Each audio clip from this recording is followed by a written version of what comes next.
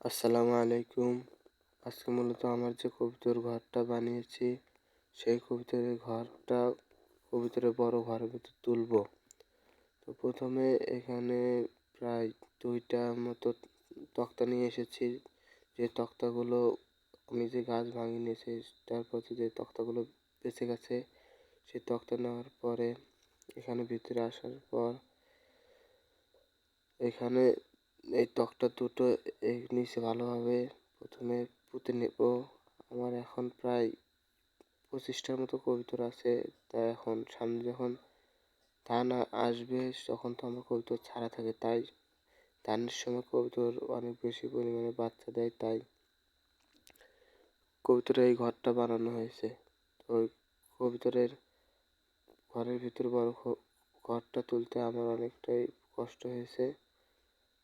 প্রথমে যে তক্তা দুটো নিয়ে আসলাম, সে তক্তা দুটো ভালোভাবে রাখার পর সে তক্তাগুলো ভালোভাবে পুঁতে নিতে হবে, মানে মাটির ভিতর গর্ত আর ভিতরে দিতে হবে।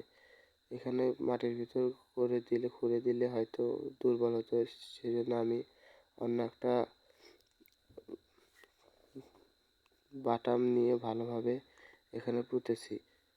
এখানে পোতার পর উপরে 2টা আরও এক্সট্রা বাটাম দিয়েছি, যাতে এগুলো ভালোভাবে রাখা যায়, কবুতরের খোপটা ভালোভাবে রাখা যায়। এবং কবুতরের ঘরটা তুলতে আমার অনেক বেশি পরিমাণে কষ্ট হয়। এখানে যেহেতু খোপটা অনেক বড় হয়ে গেছে, তাই ছোট যে ঘরটা আছে সেটা খুঁড়ে তারপরে কবুতরের ঘরটা তুলতে হয়। তো এখানে আমার কয়েক জোড়া কবুতর বাতে বসেছে এবং 2টা ছাউ তুলেছে, এক জোড়া কবুতর ছাউ তুলেছে, আর সামনে আরও কিছু কবুতর বাচ্চা দেবে এবং আরও কিছু কবুতর এখন বয়স হচ্ছে। তো আমার জন্য সকলে দোয়া করবেন। আসসালামু আলাইকুম রহমতুল্লাহ।